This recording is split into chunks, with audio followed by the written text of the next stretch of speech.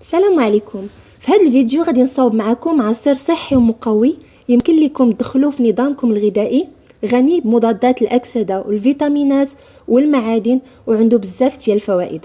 غادي نحتاجو حبه البربه متوسطه الحجم، بضع اوراق ديال السبانخ او لي زيبينار، 2 كيسان ديال الماء، وأربعة أقراص من سبيرولينا. يمكن لكم أنكم تستعملوها على شكل بودرة حسب الكمية الموصى بها.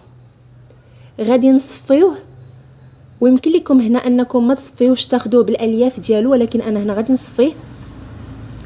هاد العصير ممتاز، كيساعد في خفض ضغط الدم المرتفع لاحتوائه على الباربة أو البنجر، كيساعد كذلك على رفع مستوى الحديد، وكيحول دون فقر الدم، وهذا الشيء لاحتوائه على السبانخ. ايضا كيحتوي على سبيرولينا المكمل الاكثر فعاليه للحصول على المغذيات. العصائر الطبيعيه بالخضر والفواكه هي الاختيار الافضل للجسم ديالك بلا شك. بالصحه والراحه.